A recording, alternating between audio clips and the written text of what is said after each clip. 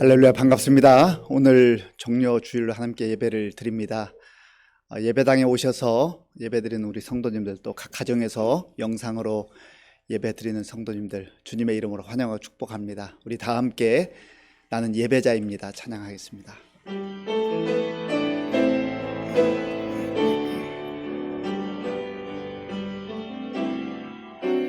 나는 하나님을 예배하는 예배자입니다.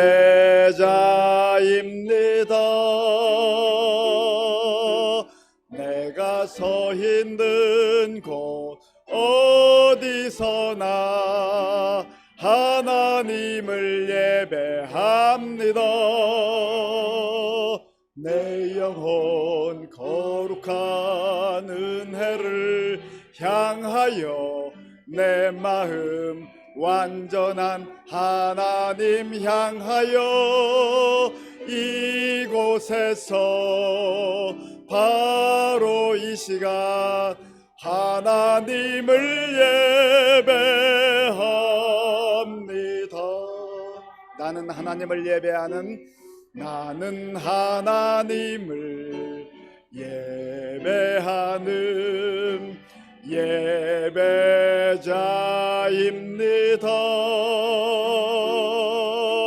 내가 서 있는 곳 어디서나 하나님을 예배합니다.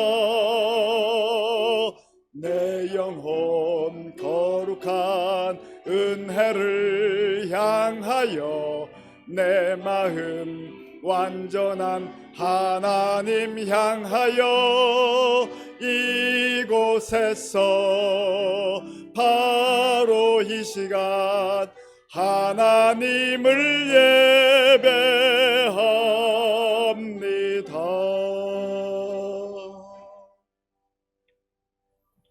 다 함께 묵도하심으로 종려 주일 예배를 하나님께 드리겠습니다.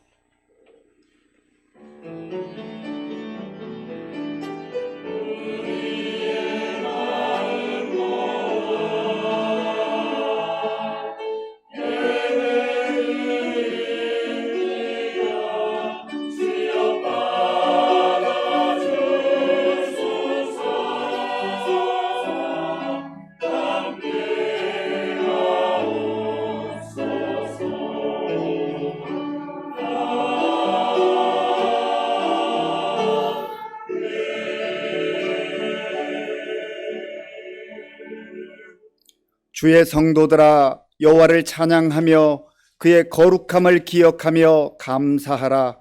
그의 노염은 잠깐이요 그의 은총은 평생이로다. 저녁에는 울음이 깃들지라도 아침에는 기쁨이 오리로다. 하나님은 영이시니 예배하는 자가 영과 진리로 예배할지니라. 아멘. 아버지 하나님 감사합니다. 하나님께서 택하시고 사랑하는 주의 자녀들이 겸손한 마음으로 마음과 정성을 다하여 드리는 예배를 기쁘게 받아 주시옵소서. 우리의 예배 가운데 친히 임재하셔서 생명의 말씀을 들려주시고 하늘의 영광의 빛으로 비추어 주시옵소서. 예수님의 이름으로 기도하옵나이다. 아멘.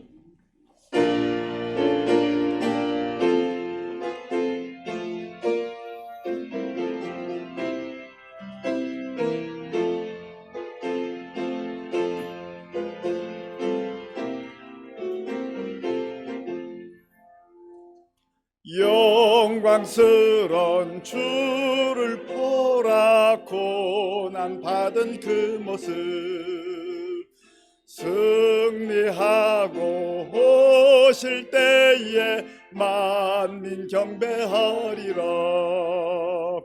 왕의 왕이 되신 주께 면류관을 드리세. 왕의 왕이 되신 주께 면류관을 드리세.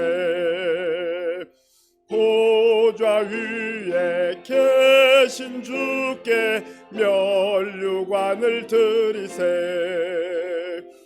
천군 천사 소리 높여 주를 찬송하도다. 왕의 왕이 되신 주께 면류관을 드리세. 왕의 왕이 되신 주께 면류관을 드리세. 죄인들이 조롱하며 가시관을 씌웠네. 성도들과 천사들은 주의 이름 높이네. 왕의 왕이 되신 주께 면류관을 드리세. 왕의 왕이 되신 주께 면류관을 드리세. 만민들의 찬송 소리 하늘 높이 퍼진다. 하늘 보좌 바라보니 기쁨 한량 없도다.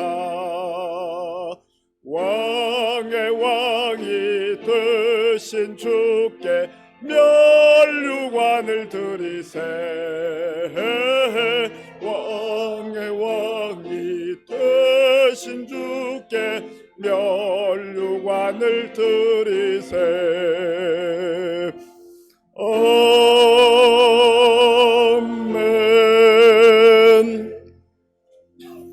교독문 129번을 교독하겠습니다.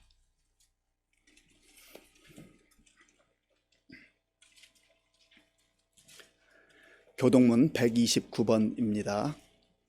시온에 따라 크게 기뻐할지어다. 보라, 내 왕이 내게 임하시나니 그는 공의로우시며 구원을 베푸시며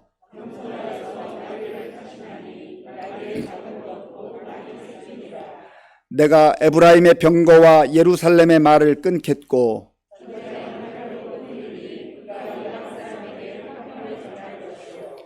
그의 통치는 바다에서 바다까지 이르고 앞에서 가고 뒤에서 따르는 무리가 소리 높여 이르되 주의 이름으로 오시는 이여 가장 높은 곳에서 호산나 하더라. 아멘. 이 시간 지난 한 주간을 돌아보며 우리의 죄를 하나님께 참회하는 기도를 드리겠습니다.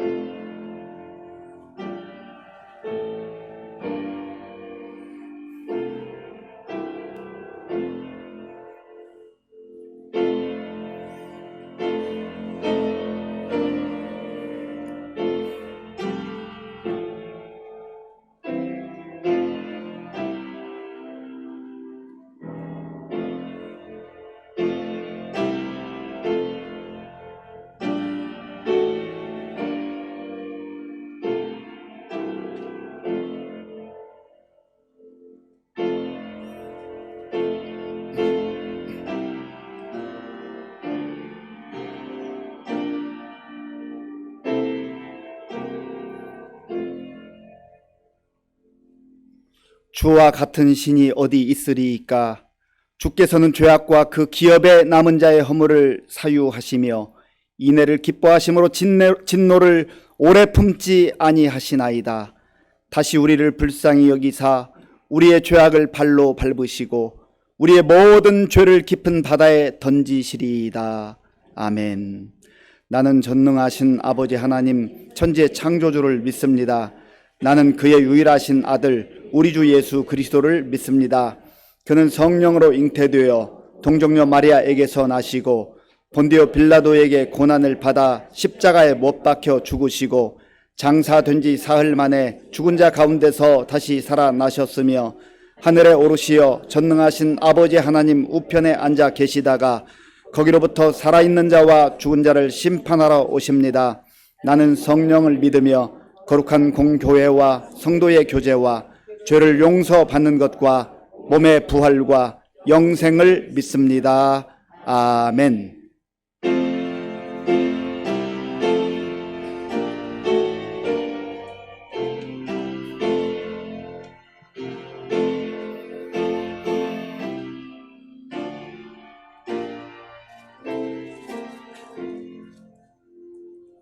주 달려 죽은 십자가 우리가 생각할 때에 세상에 속한 욕심을 헛된 줄 알고 버리네. 죽으신 구주 밖에는 자랑을 말게 하소서. 보혈의 공로 힘입어 교만한 마음을 버리네. 못 박힌 손발 보니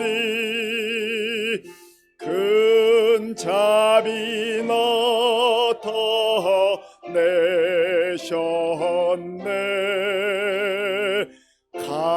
가시로 만든 면류관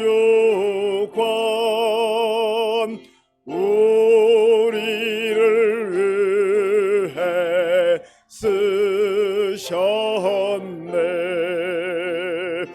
온 세상 만물 가져도 주 은혜 못다 갚겠네. 놀라운 사랑 받은 나 몸으로 제물 삼겠네.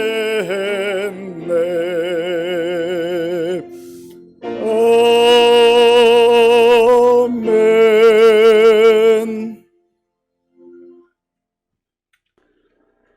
할렐루야. 허물 많은 우리의 모든 질고를 지시고 십자가에 죽기까지 사랑하신 주님 앞에 찬양과 기도로 예배게 하시니 감사합니다. 내가 주는 물을 마시는 자는 영원히 목마르지 아니하리라 말씀 따라 하나님을 깊이 만나게 하여 주시고 영혼에 굶주린 저희들에게 생명의 말씀으로 가득 채워 주시옵소서. 약한 자를 강하게 하시고 가난한 자를 부욕케 하시며 눈먼 자를 보게 하시는 하나님의 능력을 의지하여 주님 날 주님 전에 나와 그리고 영상으로 예배를 드리오니 이곳에 성령님 임재하셔서 영광 받으시고 저희들에겐 은혜와 감사가 넘치는 뜻깊고 소중한 시간 되게 하여 주시옵소서. 예루살렘에 입성하시는 주님을 호산나 호산나 큰 소리로 찬양하게 하옵소서. 어제는 종료주일 고난주일을 준비하여 목사님과 함께 여러 교우님들이 주님의 몸된 교회 곳곳을 청소하며 즐겁고 보람된 시간을 보냈습니다. 화장실과 지하 식당에 쌓인 묵은 먼지를 닦으며 잠시나마 내 영혼 속에 쌓인 많은 죄를 되돌아보며 주님의 십자가의 고난을 묵상해 봅니다.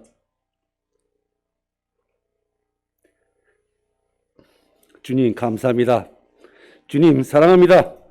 주님, 저희들 사순절 기간을 보내며 세상의 헛된 욕심을 버리게 하시고 주님께서 십자가를 지시고 갈보리 언덕을 걸으셨던 주님의 순종을 따라 주님의 말씀에 절대 순종하여 굳건한 믿음을 허락하여 주시고 주님께서 가신 그 길을 따르는 우리 모두 되게 하옵소서.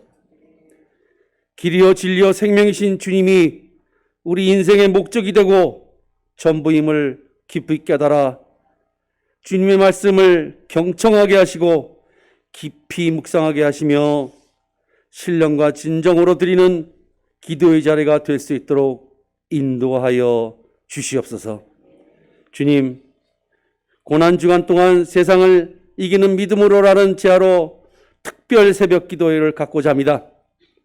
한 주간 경건과 절제 가운데 죽을 수밖에 없는 저희 죄인들을 위해 십자가에 못 박혀 죽으시고 다시 사신 주님을 깊이 묵상하며 갖고자 하오니 온 교우들이 교회와 가정에서 적극 동참하게 하옵소서. 이번 특별 새벽 기도회를 통해 우리 시민교회 주님의 백성들 모두가 주님을 만나는 역사가 있게 하여 주시옵소서. 가정을 위해 주님의 몸된 교회를 위해 한국 교회를 위해 이 나라 이 민족을 위해 1,000만 명 이상의 피난길에 오르고 수만 명이 죽고 다치는 최악의 우크라이나 국민을 위해 죽음을 무릅쓰고 선교하는 세계 선교사를 위해 특별히 선교사로 나아가 복음을 전하다 그곳 당국에 2년 가까이 아무 소식 없이 구금되어 고통당하시는 우리 목사님 막내 선교사 부부를 위해 온 교우들이 합심하여 기도하게 하옵소서. 원치 않는 병마로 고통 속에 있는 환우들과 코로나 확진으로 고생하는 교우들과 영적으로 어려움을 겪어오는 교우들의 몸과 마음을 위로하여 주시고 주님의 따스한 품으로 안아 주사 주님의 피 묻은 손으로 안수하여 병의 근원까지 소멸 완치되게 하시어 일상으로 돌아오게 하옵소서. 이 시간 말씀을 들고 다니에 서시는 목사님 장중에 붙잡아 주시고 영육간의 강건함을 허락하시어 말씀을 선포하실 때에 성령님 함께 하셔서 말씀을 전하실 때에 하나님을 만나게 하시고 감사와 찬양이 전련하게 하시고 아멘으로 크게 화답하는 은혜로운 시간 되게 하시옵소서. 찬양을 준비한 시온찬대의 찬양을 기뻐 받아주시고 하나님께만 영광되게 하시며 듣는 저희들 모두에게는 감동과 감사가 넘치는 찬양 되게 하옵소서. 십자가에 달려 죽으시고 다시 사신 우리 구주 예수 그리스도임을 감사하며 기도합니다. 아멘.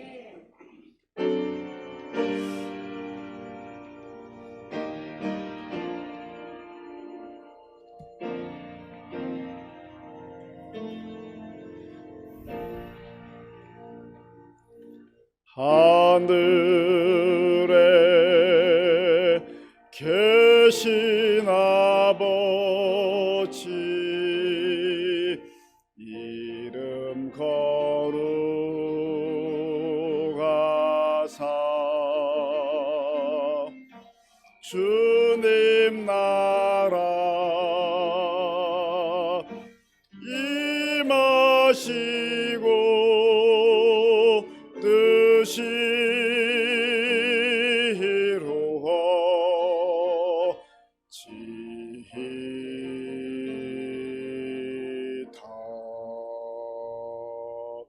일용할 양식 주시고 우리들의 큰 죄 다 용서하옵시고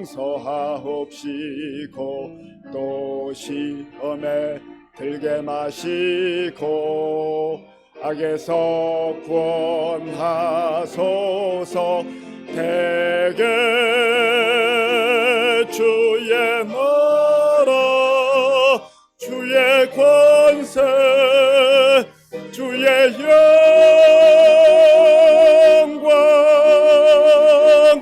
영원히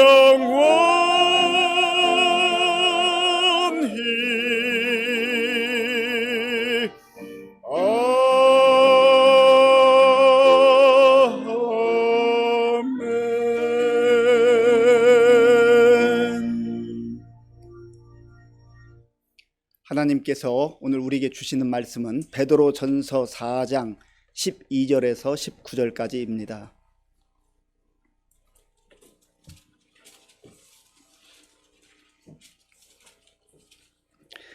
신약 성경 381쪽 베드로전서 4장 12절에서 19절까지의 말씀을 교독하겠습니다. 사랑하는 자들아, 너희를 연단하려고 오는 불시험을 이상한 일 당하는 것 같이 이상히 여기지 말고 오히려 너희가 그리스도의 고난에 참여하는 것으로 즐거워하라. 이는 그의 영광을 나타내실 때에 너희로 즐거워하고 기뻐하게 하려 함이라. 너희가 그리스도의 이름으로 치욕을 당하면 복 있는 자로다. 영광의 영 곧 하나님의 영이 너희 위에 계심이라. 너희 중에 누구든지 살인이나 도둑질이나 악행이나 남의 일을 간섭하는 자로 고난을 받지 말려니와 만일 그리스도인으로 고난을 받으면 부끄러워하지 말고 도리어 그 이름으로 하나님께 영광을 돌리라. 하나님의 집에서 심판을 시작할 때가 되었나니 만일 우리에게 먼저 하면 하나님의 복음을 순종하지 아니하는 자들의 그 마지막은 어떠하며 또 의인이 겨우 구원을 받으면 경건하지 아니한 자와 죄인은 어디에 서리요. 그러므로 하나님의 뜻대로 고난을 받는 자들은 또한 선을 행하는 가운데에 그 영혼을 미쁘신 창조주께 의탁할지어다. 아멘.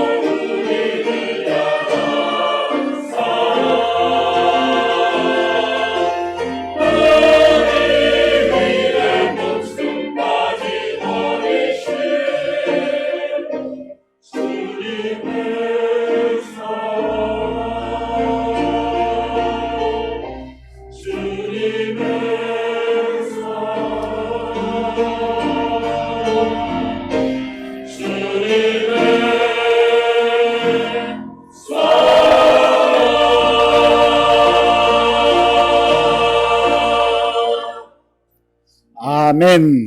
귀한 찬양 감사합니다. 우리 하나님께 영광의 박수 올려드리겠습니다. 예, 우리 옆에 계신 분들, 앞뒤에 계신 분들 인사하실 때요, 이왕이면 밝은 미소로, 웃음으로 함께 인사하시면 좋겠습니다. 반갑습니다. 예, 우리 교회 표어로 한 번 더 인사하겠는데요. 우리는 함께 웃고 함께 우는 성령 공동체입니다. 함께 인사하겠습니다. 우리는 함께 웃고 함께 우는 성령 공동체입니다. 우물안 개구리라는 말이 있습니다. 우물안 개구리. 아주 좁은 공간에서 거기에서 자기가 최고인 줄 알고 사는 거죠. 그곳에서 경험하고 그곳에서 배우고 그곳에서 알고 있는, 그러나 밖에 더 넓은, 아니 훨씬 넓은, 헤아릴 수 없는 넓은 세계가 있는데, 또 깊은 뜻이 있는데, 그것과 상관없이 살아가면서도 자기만의 생각 속에 사로잡혀 있는 인생들을 일컫는 말입니다. 자기 틀에 사로잡혀 있는 것이죠. 우물안 개구리의 특징은, 이런 사람의 특징은 자기가 최고인 줄 알아요. 자기가 제일 똑똑한 줄 알아요. 그래서 쉽게 다른 사람을 판단하고 또 정죄합니다. 자기만 옳다는 거죠. 다른 사람이 이야기하는 것을 귀담아 듣지 않습니다. 저 여러분들은 어떻습니까? 혹시 우물 안 개구리처럼 살아가고 있지는 않습니까? 훨씬 넓은 세계가 있는데, 훨씬 깊은 세계가 있는데, 내가 아는 그 조그마한 그 얄팍한 지식 가지고 마치 세상 다 아는 것처럼, 내 인생 다 아는 것처럼 그렇게 어리석게 우물안 개구리처럼 살아갈 때가 있단 말이죠. 예수님 당시의 사람들도 영적 우물안 개구리처럼 살았습니다. 예수님이 오셔서 놀라운 일들을 행하셨죠.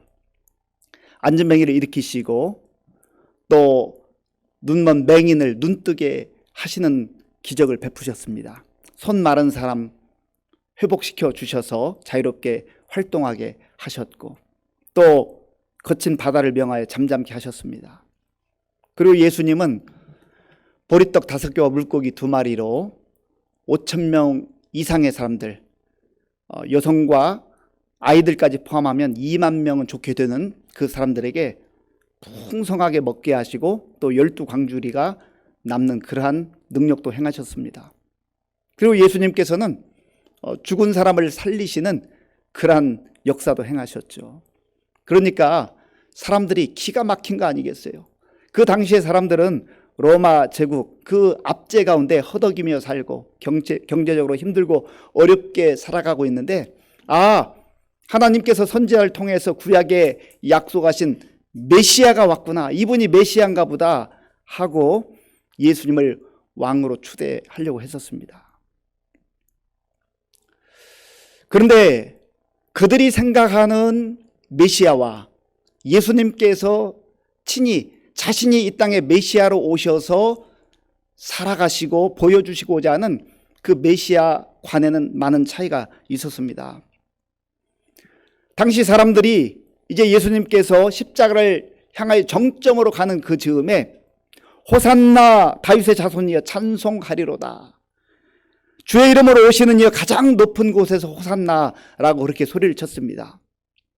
종려나무 가지를 흔들면서, 그리고 자기의 겉옷을 그 바닥에 깔아놓고 왕으로 예수님을 그렇게 환영을 했습니다. 그런데 예수님께서 예루살렘 성으로 입성하실 때 황금 마차를 타고 가셔도 모자랄 판에 나귀 새끼, 너무나 초라한 나귀 새끼를 타고 그렇게 들어가시는데, 지금 예수님을 향해서 환호성을 지르는 겁니다. 왜냐하면 기적을 베푸셨던 그 메시아가 왔거든요.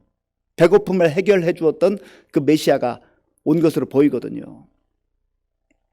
그런데 참 놀랍게도 이들은 채 일주일도 지나지 않아서 호산나 다윗의 자손이여 찬송하리로다 그렇게 외쳤던 사람들이 이 예수를 십자가에 못 박으라고 그러한 돌변하는 그런 목소리를 발하기도 했었습니다. 오늘 종려주일이라고 하는데 또 다른 말은 고난주일이라고도 합니다. 이 예루살렘으로 입성할 때 사람들이 종려나무 가지를 흔들고 예수님을 환영했기 때문에 종려주일이라고 합니다. 그리고 이 주간부터 이제 예수님의 고난, 십자가를 향하여 한 걸음 한 걸음 나아가는 그 정점의 출발점이 되기 때문에 고난주일이라고도 합니다. 호산나라고 하는 뜻은 우리를 구원해 주소서라고 하는 뜻이에요. 그런데 아마도 이들이 종려나무 가지를 흔들면서 예수님을 호산나라고 외칠 때에는 우리를 정치적 압박에서 구원해 주시기를 바랍니다. 우리를 경제적 고통 가운데서, 배고픔 가운데서 우리를 구원해 주시기를 바랍니다. 아마 그렇게 외쳤던 것 같아요.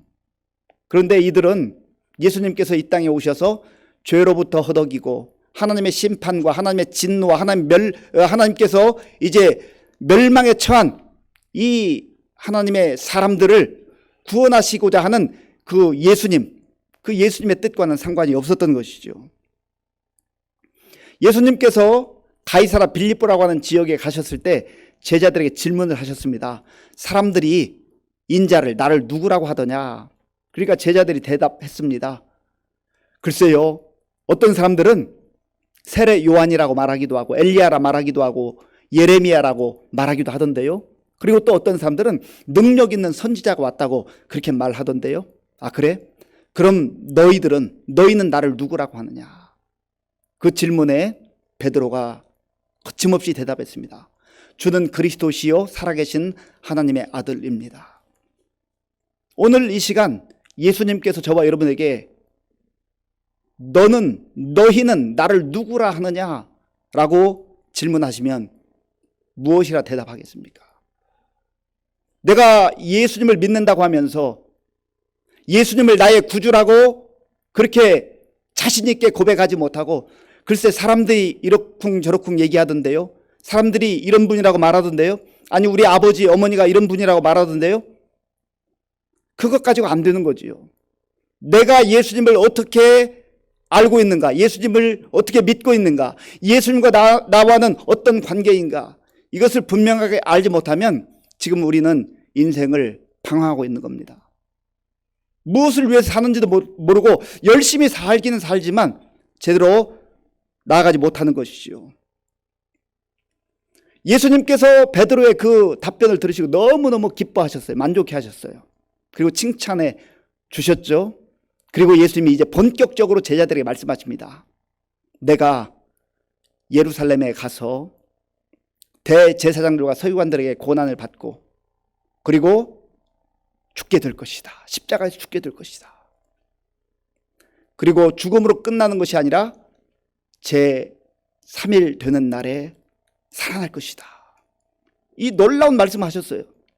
그런데 제자들은 예수님께서 정말 핵심적 내용, 이 땅에 구주로 메시아로 오신 핵심적 내용을 말씀하심에도 불구하고 그것을 받아들이고 싶지 않은 거예요. 예수님이 죽으시면 안 되잖아요.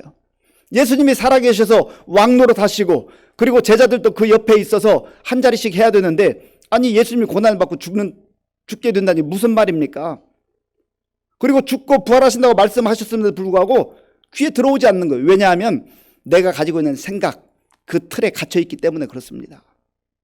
그래서 베드로가 예수님께 항변했다. 마태복음 16장 22절에 보면 베드로가 예수님께 항변했다 그렇게 말합니다. 항변하다라는 단어는 에피티마오라고 하는 단어인데 꾸짖다, 나무라다, 책망하다 그런 뜻을 가지고 있습니다. 그러니까 예수님께서 이 땅에 오신 가장 중요한 목적, 십자가를 지금 지시고 죽으실 뿐만 아니라 3일 만에 부활하시겠다고 하는 이 구주의 놀라운 사명을 말씀하시는데 예수님을 막 책망하는 거예요. 나무라는 거예요. 잘못됐다는 거예요.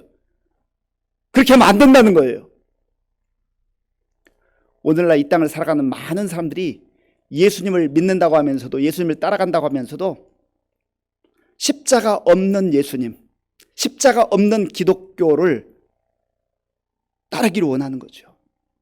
예수를 믿어도 십자가만 없었으면 좋겠다. 고난만 없었으면 좋겠다. 아니, 축복만 있어야지. 나에게 십자가가 주어지고 십자가의 길을 따라간다면 못하겠다는 거죠. 그래서 예수님께서 제자들에게 말씀하셨어요. 누가복음 9장 23절 말씀에 보면 예수님이 제자들에게 이렇게 말씀하십니다. 또 무리에게 이르시되 아무든지 나를 따라오려거든 자기를 부인하고 날마다 제 십자가를 지고 나를 따를 것이니라. 아멘. 예수님을 따라가려면 하면, 예수님을 믿는다고 한다면 예수님께서 묵묵히 그 십자가를 향하여 나아가셨고 십자가를 짊어지셨던 것처럼 우리도 날마다 우리가 감당해야 될 십자가를 지고 예수님을 따라가야 한다는 말이죠. 그런데 베드로는 그렇게 하고 싶지 않았어요. 십자가 짊어지고 싶지 않았어요. 그저 영광만 받기를 원한 거죠. 영광만 취하기를 원했던 것이죠. 오늘 저와 여러분들의 신앙생활과 우리의 마음과 우리 모든 삶의 내용을 이 말씀에 다시 한번 깊이 비추어 봐야 됩니다. 나는 주님께서 분명하게 나는 지금 십자가를 향하여 나아가고 있다. 너희도 나처럼 내 뒤를 따라와 십자가를 짊어지고 나를 따르라 말씀하시는데, 제발 십자가는 지고 싶지. 물론 십자가는 힘든 거예요. 어려운 거예요. 죽는 거예요. 죽는 길이에요. 그런데 십자가를 통과해야, 십자가를 반드시 통과해야 부활의 영광이 있는 거예요. 그렇기 때문에 그 십자가를 짊어지고 따라오라고 그렇게 말씀하고 계시는 겁니다. 베드로가 이때에는 자기 틀에 사로잡혀 있었고 마치 영적으로 우물한 개구리처럼 예수님을 책망하고 또 정죄하고 판단하면서 나무라기까지 했는데, 이제 부활하신 예수를 만나고 또 오순절 성령 강림으로 성령 충만한 가운데 그의 생각이 완전히 바뀌었어요. 우물한 개구리가 이제는 하나님 나라의 가치를 가지고 십자가를 마다하지 아니하고 십자가를 기꺼이 받아들이고 십자가의 그 길을 따랐던 모습을 보게 됩니다. 그리고 지금 베드로 사도는 이 당시에 예수를 믿는다고 하는 것은 어찌 보면 생명을 내걸고 믿어야만 했던 그 초대교회 성도들에게 이제 고난 가운데서, 고통 가운데서도 그 믿음을 포기하지 말고 십자가의 길을 묵묵히 걸어가야 된다고 말씀하고 있는 겁니다. 자, 오늘 본문 12절 말씀을 함께 읽겠습니다. 사랑하는 자들아, 너희를 연단하려고 오는 불시험을 이상한 일 당하는 것 같이 이상히 여기지 말고. 아멘. 그리스도인들을, 하나님의 백성들을, 하나님의 자녀들을 연단하기 위해서 불시험이 온다. 그런데 그것을 이상하게 여기지 말고 마땅한 것으로, 당연한 것으로 여겨야 한다고 하는 것입니다. 여기서 연단하다라고 하는 단어는 페이라스모스라고 하는 단어입니다. 불시험이 오는데, 불시험이 오는 이유가 있어요. 하나님께서 불시험을 허락해 주시는 이유가 있다고 하는 것이죠. 여기서 페이라스모스라고 하는 단어는 그 성질, 본래 가지고 있는 그 성질을 드러내는 작업이 연단하는 과정입니다. 이 의미 속에는 이런 뜻이 있어요. 진짜와 가짜를 분별해내는 작업이에요. 연단한다는 것은 그런 작업입니다. 그리고 여기서 페이라스모스라고 하는 단어 속에는 또한 찌꺼기를 제거한다라고 하는 뜻이 있어요. 찌꺼기를 제거한다. 그러니까 연단을 통해서 우리의 진짜, 무엇이 진짜인지, 진짜 믿음이 무엇인지를 분별해내고, 그리고 찌꺼기 같은 것들을 다 제거하고 정말 하나님께 인정받을 만한, 칭찬받을 만한 그런 믿음의 사람들로 세워주신다고 하는 것이죠. 예수님을 잘 믿으면 있던 고난도 역경도 다 떠나가 버리고, 어려웠던 환경이 좋아지고, 어려웠던 모든 주변이 잘 정돈되고, 그러면 얼마나 좋겠어요. 그래서 우리가 흔히 예수 믿고 우리가 잘 돼야지요. 예수 믿고 축복 받아야 되죠. 물론 맞습니다. 하나님께서는 하나님 자녀들, 하나님 백성들에게 잘 되기를 원하시고 또 복 주시기를 원하세요. 그런데 그것만 있는 게 아니라는 거예요. 그리스도인들의 삶에는 반드시 불시험이 찾아오게 돼 있습니다. 불시험이 올 수도 있고 안 올 수도 있는 게 아니에요. 반드시 불시험을 통과해야 됩니다. 학생들이 학교를 다닐 때 아마 시험만 없으면 다닐만 할 거예요. 그렇잖아요. 그저 가서 배우고 또 친구들하고 교제하고 놀고 또 선생님과 좋은 대화를 나누고 그러고 시험만 없으면 학교 다닐만 하죠. 그런데 선생님이 또 학교에서 교육 책임자들이 우리 학생들 그저 편한 꼴 못 봐서 좀 고생시키려고 고통을 주려고 시험 치르게 하는 거 아니잖아요. 시험을 치는 중요한 이유는 같이 공부하는데 정말 누가 실력 있는지 제대로 배웠는지 그것을 구분하기 위해서 분별하기 위해서 시험이 있는 거 아니겠습니까? 우리의 믿음 생활도 마찬가지라는 거예요. 보통 때는 잘 드러나지 않습니다. 그런데 어려운 일을 겪어보면 시련을 당하고 보면 내가 가지고 있는 믿음이 또 어떤 사람이 가지고 있는 믿음이 진짜인지 가짜인지가 드러난다는 거예요.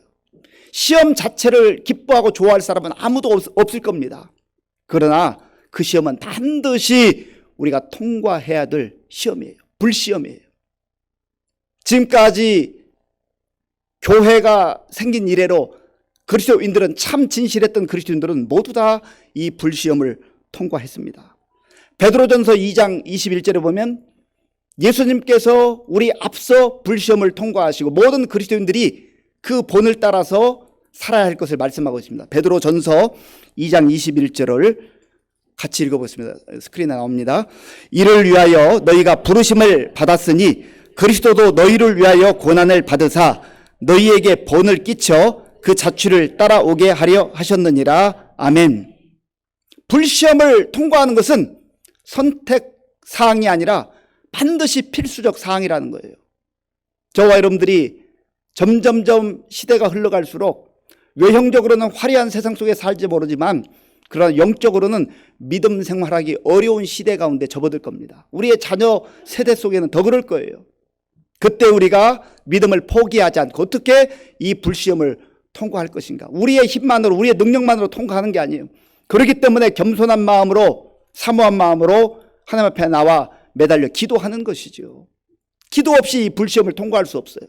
기도할 때 하나님께서 우리와 함께 하시고 성령의 능력으로 이 불시험도 잘 통과하게 하실 줄로 믿습니다. 디모데후서 3장 12절을 보면 사도 바울은 이렇게 말씀합니다. 제가 읽어보겠습니다. 무릇 그리스도 예수 안에서 경건하게 살고자 하는 자는 박해를 받으리라. 그리스도 안에서 경건하게 살고자 하는 자, 정말 믿음으로 살고자 하는 자, 진실되게 살고자 하는 자, 복음으로만 살고자 하는 자는 박해를 받을 수도 있고 안 받을 수 있다. 그렇게 말하지 않아요. 박해를 받으리라. 반드시 받습니다. 여러분, 우리가 잘못하고 우리가 실수하고 부족해서 미성숙해서 이기적이어서 신앙생활 잘못해서 성경을 오해해서 세상에서 손가락질을 받고 조롱을 당한다면 우리가 당연히 그것을 감수하고 회개해야 됩니다. 철저하게 회개해야 됩니다. 자, 본문 15절 말씀 15절 함께 읽겠습니다. 너희 중에 누구든지 살인이나 도둑질이나 악행이나 남의 일을 간섭하는 자로 고난을 받지 말려니와. 아멘.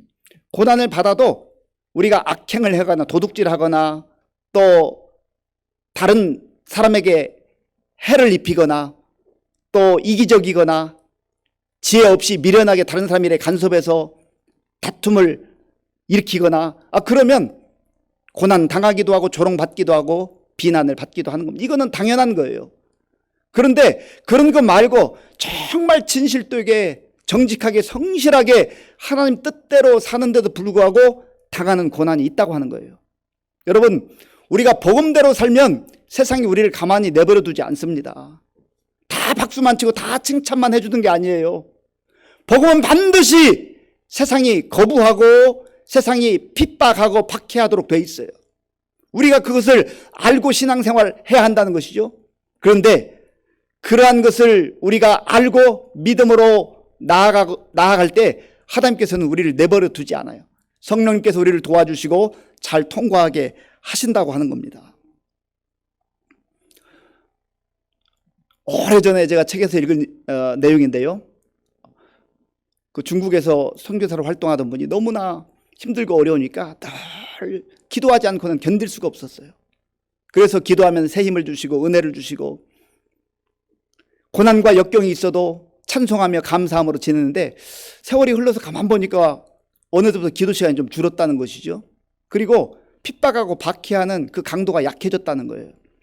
그러다가 이 말씀을 다시금 묵상하게 됐는데, 무릇 그리스도 예수 안에서 경건하게 살고자 하는 자는 핍박을 박해를 받으리라 했는데, 내가 혹시 경건하게 살지 않아서 세상과 짝하고 적당하게 그렇게 살아감으로 인해서 이 핍박이 오지 않는 것인가? 그러면서 자기의 삶을 다시금 돌아보고 하나님 앞에 철저하게 처음 마음으로 나아갔다는 그런 기록을 보았습니다. 오늘 우리에도 마찬가지예요. 우리가 이 땅을 살면서 그리스도인으로 살아갈 때, 하나님의 자녀로 살아갈 때 나의 실수, 나의 허물, 나의 이기적 그런 행동들, 그런 거 말고 정말 복음으로 또 순수하게 하는 뜻 가운데 진실되게 살아감에도 불구하고 조롱도 오고 모욕도 오고 또 박해가 올 때 그것을 기꺼이 감수하라는 것이죠. 자, 본문 13절 말씀, 13절을 함께 읽겠습니다. 오히려 너희가 그리스도의 고난에 참여하는 것으로 즐거워하라. 이는 그의 영광을 나타내실 때 너희로 즐거워하고 기뻐하게 하려 함이라. 아멘. 그것 때문에 억울해하고 그것 때문에 분노하고 그것 때문에 원망하고 불평할 것이 아니라 오히려 너희가 그리스도의 고난에 참여하는 것으로 즐거워하라. 굉장히 역설적인 것이죠. 정말 그럴 수 있을까요? 정말 그럴 수 있을까요? 그럴 수 있습니다. 하나님의 은혜 가운데 살았던 사람들, 정말 복음으로 살았던 사람들, 하나님의 능력으로 살았던 사람들은 다 그렇게 살았어요. 박해 가운데서도, 고난 가운데서도, 역경 가운데서도 내가 그리스도의 그 고난에 동참하게 되었다, 나를 그리스도의 고난에 참여시켜 주셨다고 하는 그 은혜를 기억하며 감사함으로 나아갔다는 것이죠. 왜냐하면 그 다음 그 중간 말씀이 중요한데요. 이는 그의 영광을 나타내실 때 너희로 즐거워하고 기뻐하게 하려 함이라. 아멘. 하나님의 영광이 우리에게 약속되어 있다는 거예요. 십자가만 있고 부활의 영광이 없다면, 하나님의 영광의 약속이 우리에게 없다고 한다면, 그저 십자가만 짊어지라고 한다면 어떻게 짊어지겠어요? 다 포기하고 절망하고 그렇게 하지 않겠습니까? 그런데 우리가 포기하지 않을 수 있는 근거는 영광의 약속, 우리가 지금 생각하는 것보다 훨씬 더 찬란하고 훨씬 더 위대한 그런 하나님 아버지의 그 영광의 약속이 있다고 하는 것이죠. 여러분, 스포츠 경기를 이렇게 볼 때 우리 젊은 청년들이 국가대표가 되는 경우가 많잖아요. 국가대표가 된다는 것은 굉장히 영광스러운 일이고 자랑스러운 일입니다. 가슴에 태극마크를 달고 국가를 대표해서 나가서 이제 경기에 임한다는 것, 그리고 또 잘 경기해서 올림픽 같은 데 나가서 금메달을 딴다면 얼마나 영광스러운 자리입니까?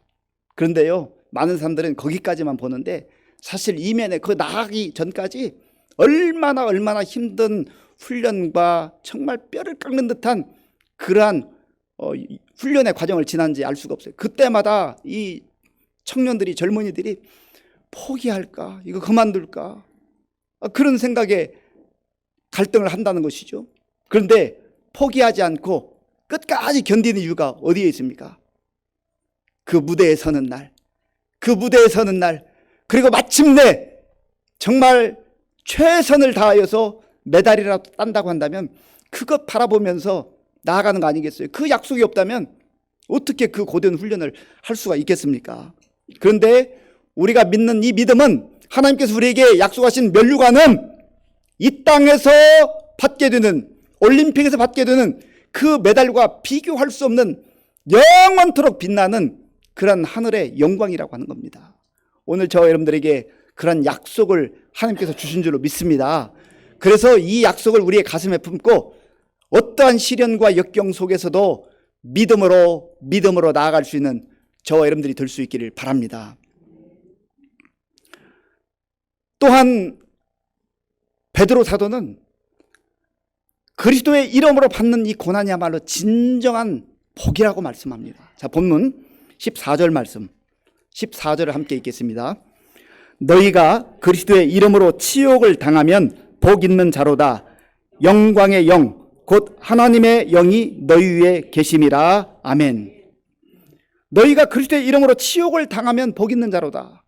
우리는 모욕을 당하고 치욕을 당하면 복이라고 생각하지 않아요. 그러나 복음 때문에, 예수님 때문에 정말 진실하게 살고 하나님 나라의 가치를 가지고 삶에도 불구하고 치욕을 당하기도 하고 모욕을 당하기도 하고 역경을 당하는 일이 있을 때 그게 복이라는 거예요. 내 생각과 또 세상의 사람들의 그 여론과 그것 가지고 사는 게 아니죠. 예수님께서도 마태복음 5장, 6장, 7장에서 산상수훈을 말씀하시는데 마태복음 5장에 보면 팔복을 선포하시죠. 정말 복된 자가 누구인가? 그 중에 하나가 의를 위하여 박해를 받는 자예요.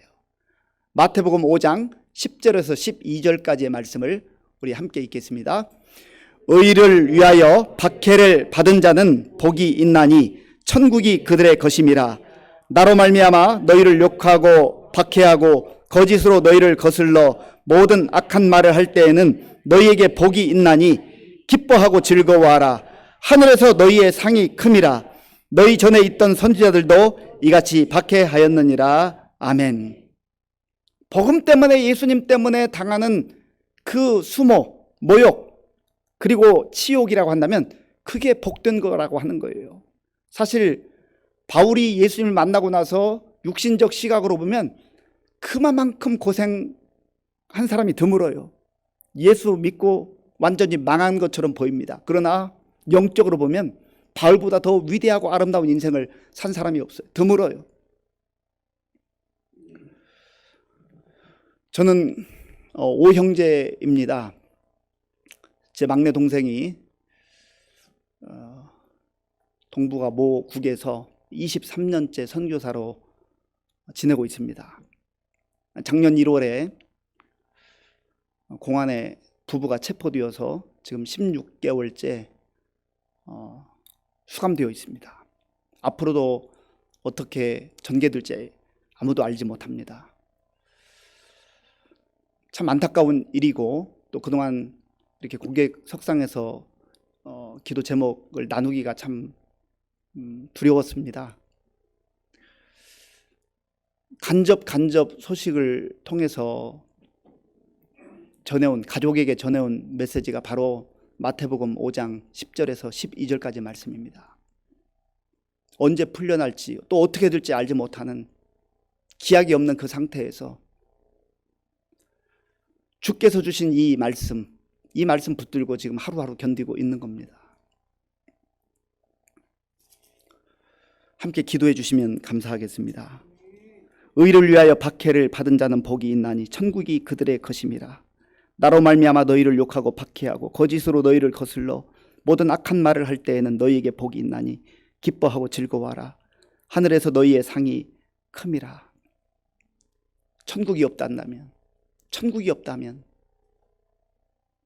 정말 비참한 것이죠. 그러나 천국이 있기 때문에, 하나님의 나라가 있기 때문에, 하나님의 약속이 있기 때문에 복음을 위하여 받는 그 고난을 기꺼이 감수하고 이 약속의 말씀 붙들고 하루하루 견디며 버텨내는 겁니다.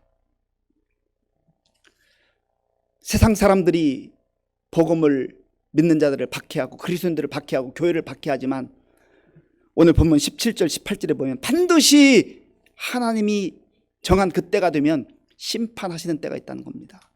하나님이 심판할 때가 있어요.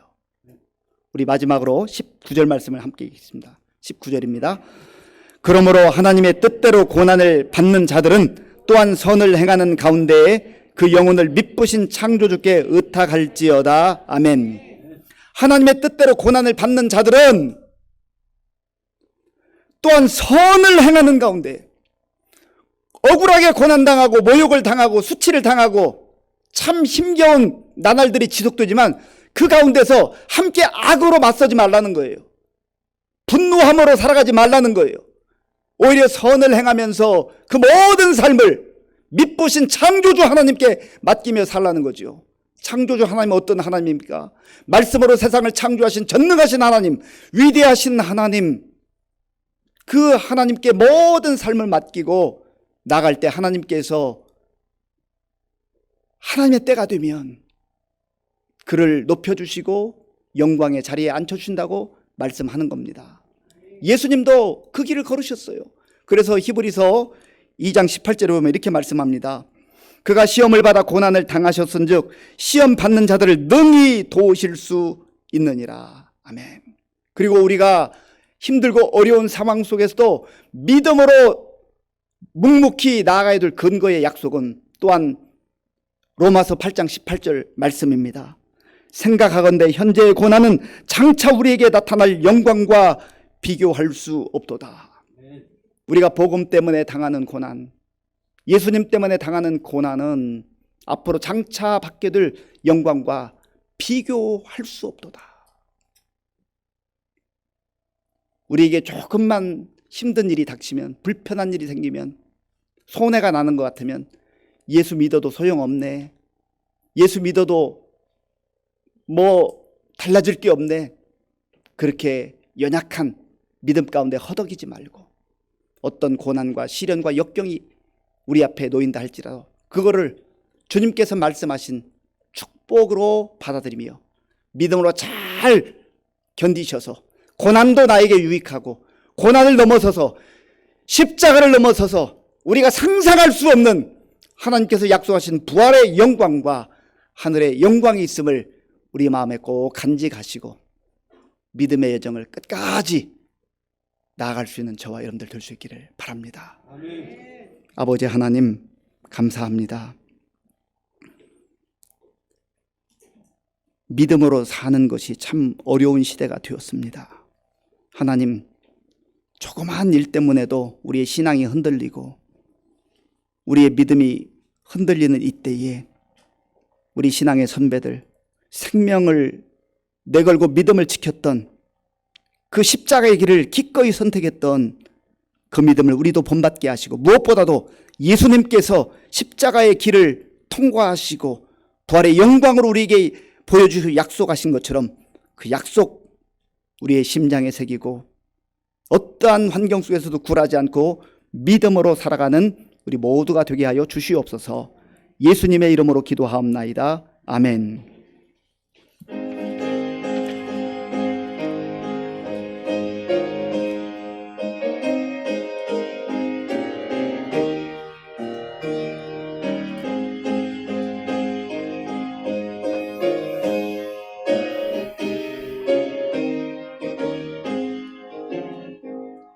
너희 마음에 슬픔이 가득할 때 주가 위로해 주시리라. 아침 해같이 빛나는 마음으로 너 십자가 지고 가라. 참 기쁜 마음으로 십자가 지고 가라. 내가 기쁘게 십자가 지고 가면 슬픈 마음이 위로받네. 때를 따라서 주시는 은혜로서 가란 심령의 힘을 얻고 주가 언약한 말씀을 기억하고 너 십자가 지고 가라. 참 기쁜 마음으로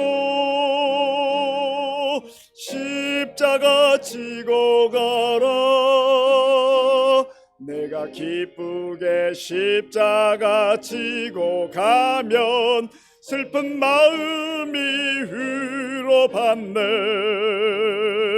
내가 맡은 일 성실히 행할 때에 주님 앞에서 상 받으리. 주가 베푸신 은혜를 감사하며 너 십자가 지고 가라. 참 기쁜 마음으로 십자가 지고 가라. 내가 기쁘게 십자가 지고 가면 슬픈 마음이 위로받네.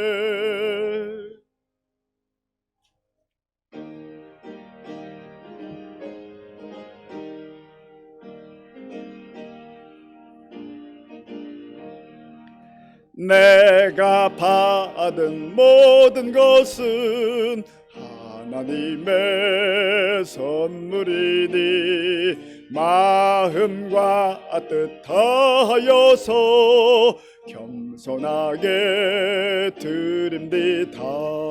주님 기뻐 받으시니 바치는 나 즐겁도다.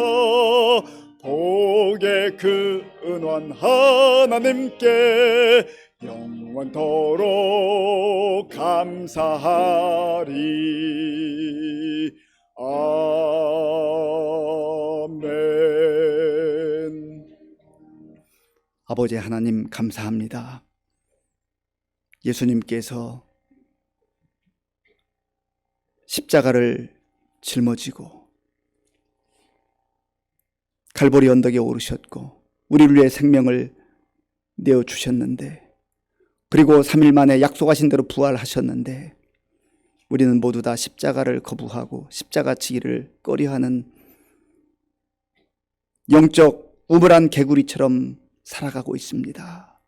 우리를 불쌍히 여겨주시고 약속의 말씀을 붙들고 어떠한 환경 속에서도 굴하지 아니하고 고난을 이겨내고 믿음으로 승리케 하여 주시옵소서. 하나님께서 베풀어 주신 모든 은혜 가운데 구별하여 주일헌금 11조 감사 헌금과 각종 목적 헌금을 믿음으로 드려오니 기쁘게 받아주시고 이 물질이 쓰이는 곳마다 주의 영광이 나타나게 하여 주시옵소서. 우리 성도님들 가운데 영적으로 허덕이는 분들, 침체 가운데 빠져있는 분들 다시금 십자가 바라보고 말씀 붙들고 일어나게 하여 주시옵소서. 질병 가운데 시달리며 눈물로 간구하는 성도들의 그 기도를 들어주시고 치유하여 주시옵소서. 우리 다음 세대 청년들, 청소년들, 어린아이들 가운데 함께 하시고 힘들고 어려운 영적으로 참 혼돈스러운 이 시대 속에서 예수님 바라보고 진리의 말씀으로 잘 무장하여서 승리케 하여 주옵소서. 아버지 하나님, 너무나 참혹한 전쟁 그 소용돌이 가운데 있는 우크라이나 국민들을 불쌍히 여겨주시고 이 전쟁이 하루속히 끝날 수 있도록 도와주옵소서.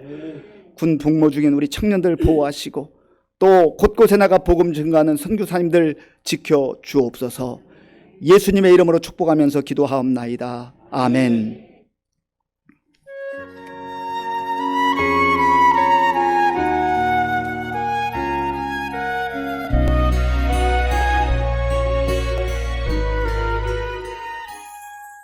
2022년 4월 10일 종려주일 교회 소식 전해드리겠습니다. 오늘은 종려주일이며 다음 주일은 부활주일입니다. 올해 교회 표어는 함께 웃고 함께 우는 성령 공동체로 로마서 12장 15절입니다. 한편 4월 8일 교회 방역하였습니다. 오늘 2부 예배 후 본당에서 정기 재직회가 있사오니 참석 바랍니다. 고난주간 특별 새벽기도회가 내일부터 금요일까지 세상을 이기는 믿음이라는 주제로 새벽 5시 본당에서 있사오니 동참해 주시기 바랍니다. 새생명축제가 부활절에 있습니다. 전도 대상자를 정하시고 1층 로비에 있는 양식에 명단을 작성 제출해 주시면 목회자들이 함께 기도하겠습니다. 이번 주간 초청 편지를 작성 전달해 주시고 약속하시기 바랍니다.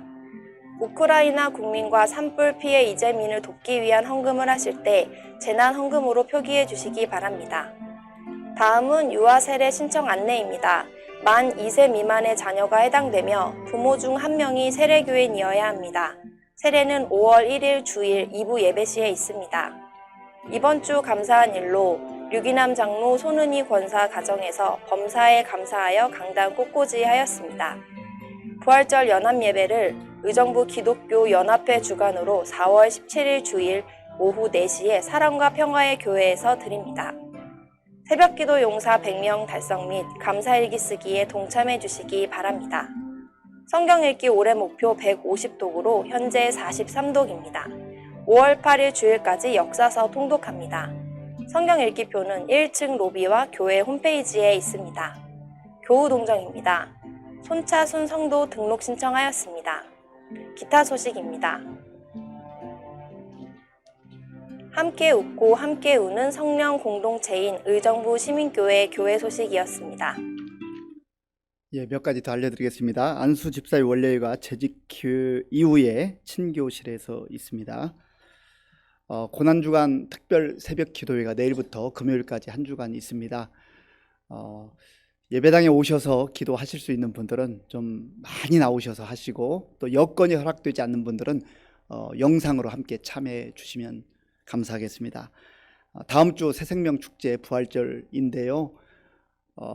우리 전도 대상자들을 정하시고 또 기도하시고 찾아가시고 권유하셔서 우리 함께 정말 귀한 생명의 축제가 됐으면 좋겠습니다.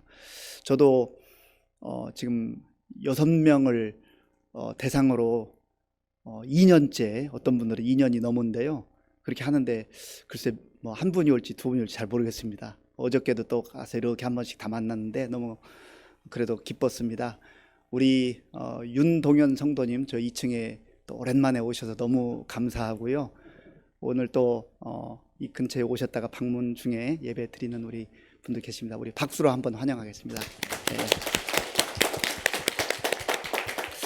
그동안 우리 어려운 가운데서도 코로나 상황 속에서도 또 등록하셔서 5주 동안 새가족 공부를 하시고 이제 우리 이경화 집사님 다른 교회에서 신앙생활 하시다가 따님이 있어서 이곳으로 이사 왔는데 잠깐 나오셔서 소감 좀 말씀하시죠.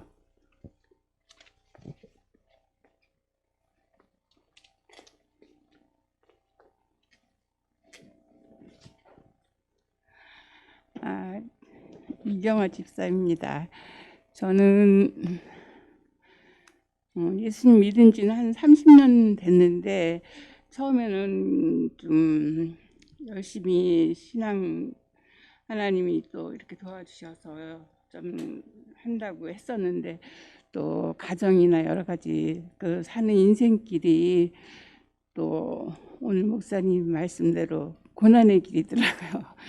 그래서 어렵게 힘들게 남편과 더불어 이제 가정 자체가 그 어려운 신앙의 길이었었는데 또 그 가운데서도 하나님 앞에 기도할 적에 잘 들어주시다가 이제 이 자리 이때까지 왔습니다. 제가 이제 그동안은 서울 연신내에서 살았는데 나이가 먹고 또 하느님이 불현듯 집을 팔고 이쪽으로 옮겨주시더라고요. 그래서 이제 여기 와서 낯설고 또 외롭고 이제 딸만 바라보고 왔는데 딸은 또 먹고 살기 바쁘고 그래서 친구들도 없고 아는 사람도 없어요. 근데 많이 도와주시고 제가 그동안 남편 돌아가시고 나서 먹고 살기 바쁘다고 이제 주일만 겨우 지켰었는데 이제 여기 와서 그런 걸 다 내려놓고 이제 하나님 앞에 이제 제가 남은 인생길이 얼마나 되겠습니까? 그래서 열심히 이제 교회 섬기고 새벽 기도도 하고 또 주님이 기뻐하시는 전도도 많이 하고 싶어요. 그래서 기도하면서 주님 부르시는 그날까지 열심히 부지런히 일하다가 정말 하나님 앞에 서는 날 잘했다 칭찬받는 그런 인생 살고 싶습니다. 네, 좀 기도해 주시고 도와주시고 이렇게 네, 살기를 바라는 마음을 고백합니다. 예, 우리 박수로. 예. 자, 우리 집사님 거기 계시고 우리 다 함께 물된 동산 찬양하겠습니다. 또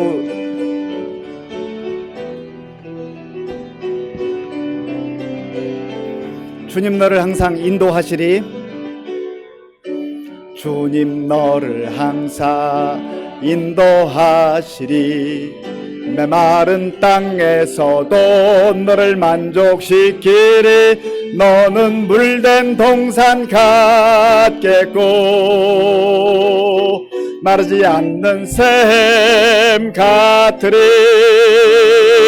너는 물된 동산 같겠고 마르지 않는 샘 같으리. 주님 너를 항상 인도하시리. 주님 너를 항상 인도하시리. 메마른 땅에서도 너를 만족시키리. 너는 물된 동산 같겠고 마르지 않는 샘 같으리. 너는 물된 동산 같겠고 마르지 않는 샘 같으리.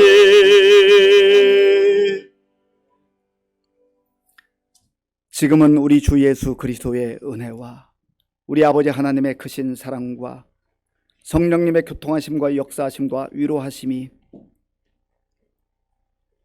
어려운 상황 속에서도 복음 안에서 당하는 고난을 기꺼이 감수하며 의의 멸류관을 바라보며 십자가를 넘어서서 우리에게 약속하신 부활의 영광을 바라보며 믿음으로 살기로 결단한 모든 성도들 머리 위에와 저들의 가정과 자녀들과 일터 위에와 몸된 교회 위에와 우리나라와 민족 가운데 이제로부터 영원토록 함께 하옵시기를 간절히 축원하옵나이다. 아멘.